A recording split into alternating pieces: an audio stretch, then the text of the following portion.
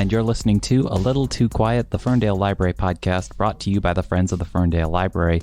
I'm Jeff Milo, and joining us on the podcast today is New York Times bestselling author of crime fiction and thrillers and mysteries, Lisa Gardner, and she's here to talk about her latest book, which is titled One Step Too Far. This is the second book in her latest series with a new protagonist named Frankie Elkin. So this is Frankie's second appearance after the hit book Before She Disappeared. And Frankie Elkin is a recovering alcoholic trying to save herself by finding missing persons from long-abandoned cold cases.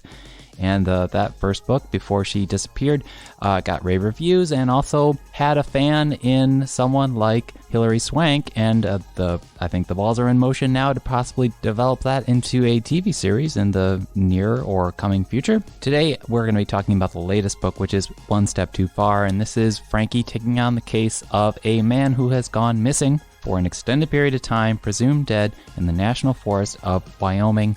And she's arriving, ready to help, ready to find this possibly dead body just to help the family find closure. And she goes off on an adventure with an eclectic cast of characters that include a survivalist specialist, the young man's father, the young man's friends, a Bigfoot specialist, a search and rescue dog named Daisy.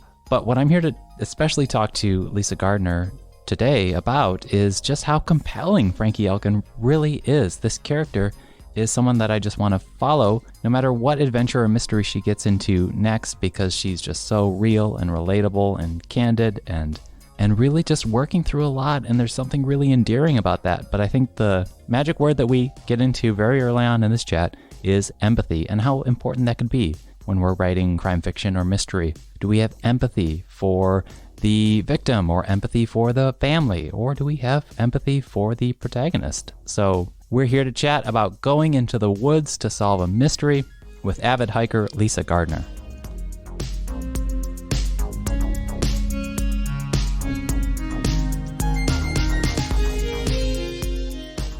I was just going to say, I can't remember the last time that I have been so really compelled by a protagonist with Frankie Elkin here. She's dealing and she's coping, she's maintaining and trying to maintain strength, but clearly very driven too, but also candid about her struggle, and her dialogue is so sharp.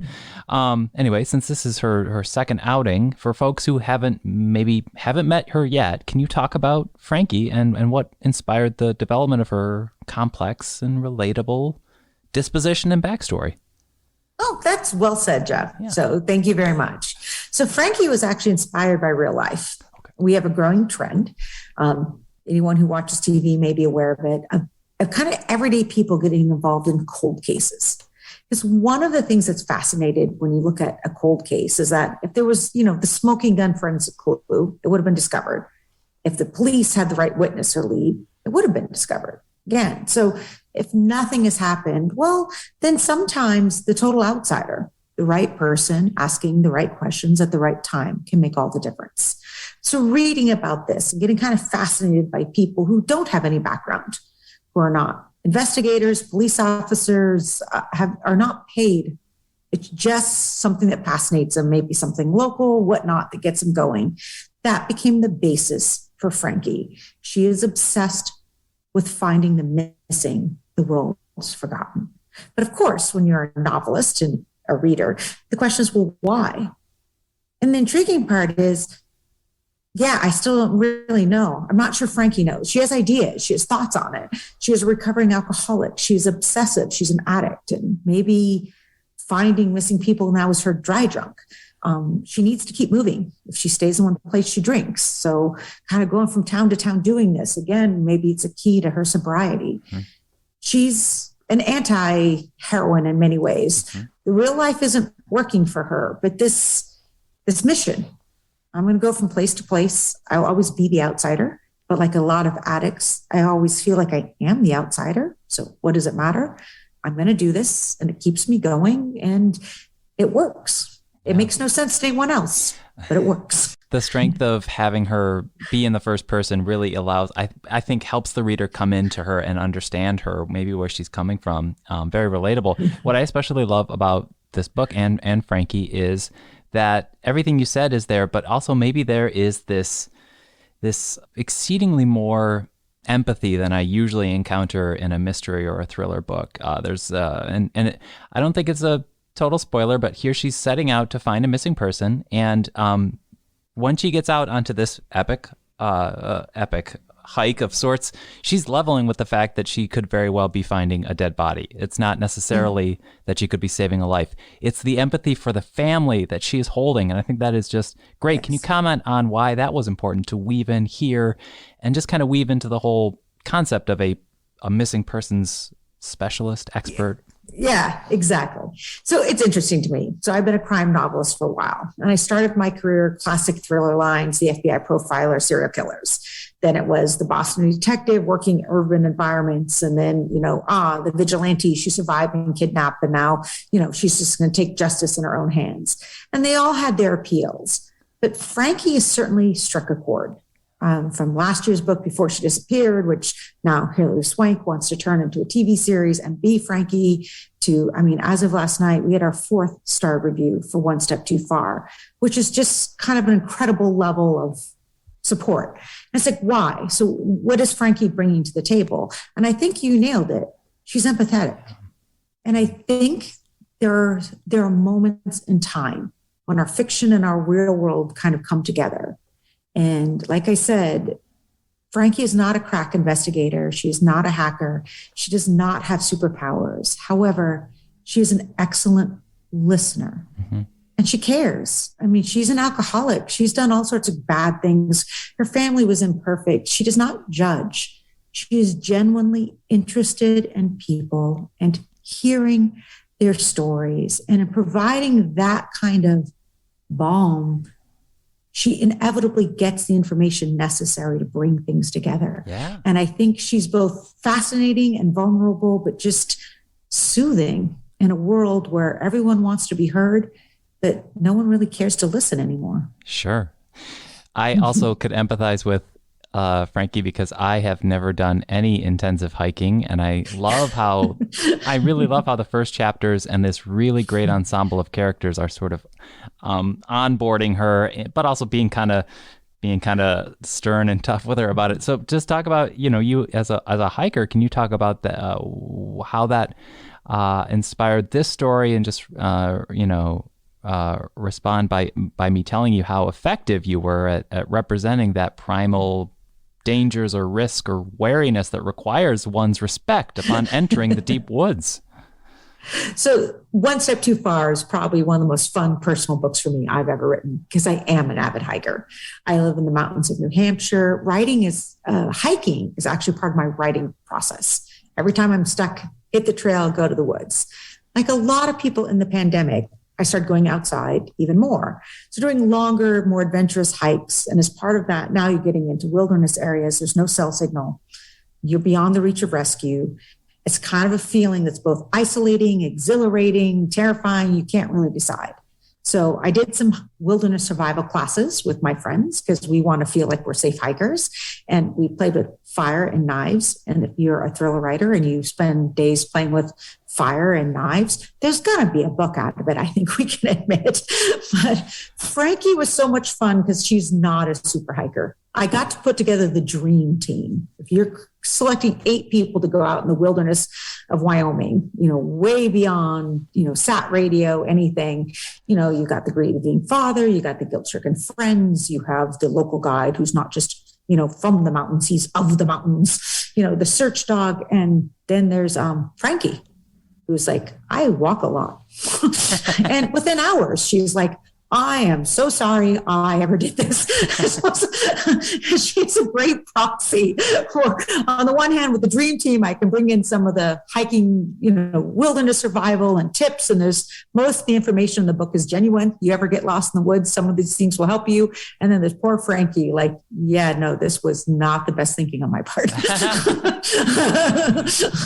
Talk about that because I was reading this knowing that you were a hiker, and in the back of my mind, I was almost wondering, I wonder if Lisa is almost scaring herself. Can you talk about crafting a setting such as a national forest and drawing out the suspense or danger or forebodingness there? Because this is a place you love to go to, but you also had to make it scary, which is kind of interesting. The woods are kind of a gauntlet here, aren't they?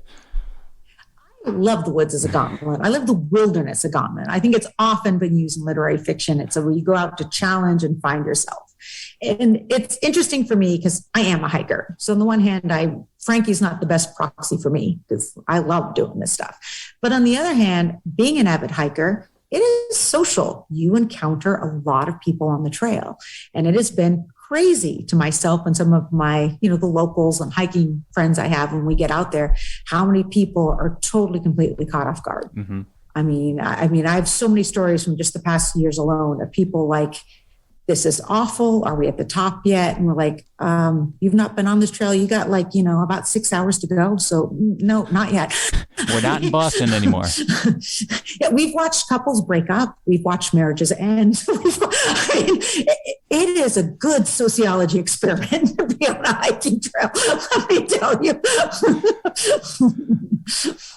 But yeah, how about, it must have come very natural to you. Here you were in cityscapes, you were in Boston, but now you're out in the wilderness. I also wondered, there was a moment early on in the book, and it really strikes me, where Frankie realizes she has something of a predicament, and it's almost the predicament of the storyteller too. Maybe she doesn't have suspects per se. She can't go door to door and interview relatives or really search for clues to an extent. And that sounds like not only a challenge for her, but maybe your challenge. Frankie is both fun but incredibly difficult to write because these are first-person books, and I am her and she is us. She's every day. So each challenge she encounters is the logical challenge we would encounter. Mm-hmm. So I've only written one other book with Frankie. We know her, what she's really good at is asking questions. And I know from real life, when we read about people like Frankie, kind of the key to their success is they're not the police. Mm-hmm. Again, the outsider coming in, asking questions, particularly after some time has elapsed, it's a cold case, can sometimes get the answers the people who are involved in the police were not going to get. That sounds great. That's a great academic premise, and Frankie uses it really well before she disappeared. Now she's in the mountains of Wyoming. You are correct. She is looking for a missing hiker. There are no neighbors. Unless she can get a grizzly bear to sit down long enough. So she has this real dilemma. She kind of whimsically agrees to this or wants to do this.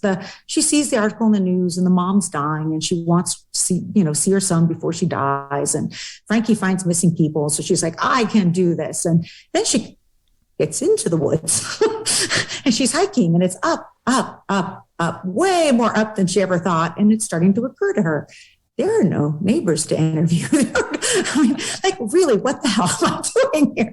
And I actually had to start thinking that through for her as well. So what can she bring to the table? Because it is important to Frankie to matter, to make a difference, to find the person. And I think one of the cool things about One Step Too Far is it's wilderness survival, definitely, but it's also just sociology. Mm-hmm. Her superpower is people. Listening, learning, adapting, and starting to recognize the players in this group of 8 and the way the group's not really a group. And then as things start going really badly, starting to realize this group had better become a group, mm-hmm. or none of us are getting out of this alive. Also, I was going to say, I don't think Sherlock Holmes has ever had it this easy or this hard. I was just thinking like that archetype of, this invincible genius who is never really challenged. I think it's so great to have your second book of a protagonist be such a growing experience and just be challenging, because that means they get to grow as the books go on. I think it's brilliant. It's just this total loner who's now in the woods going, oh my God, I got to get people to get along. I don't even get along with anyone. The right observation isn't going to help you. That magic little, it is figuring out the people. And there's kind of this theme in One Step Too Far, and leave it for people to figure out for themselves. What is survival? Is it survival of the fittest, or is it being the most adaptable? Mm-hmm. Frankie will tell you she's not the fittest, that she's pretty damn adaptable. And that becomes a big variable as things continue to go south. I think in the past few years, all of us have learned adaptability is a necessary evil, whether we like it or not. Yeah, absolutely. Absolutely. And I got to say, after reading this book, I want to follow Frankie wherever she goes next. You know what I mean? Oh, yeah. So, yes, next. Yes, I agree. We should do that. and then just a shout out to this ensemble. It is very entertaining cast, and we even have a very sweet dog in there who in the first few chapters is such a tension breaker with her charm. Lisa, thanks so much for joining us. It's been a pleasure to talk to you. Oh, thank you. I'm so pleased you enjoyed One Step Too Far. I hope people will check it out at lisagardner.com. And yes, you should read it for Daisy, the search and rescue dog alone, who I think totally steals the show. Indeed. Take care, Lisa. Thank you, Jeff.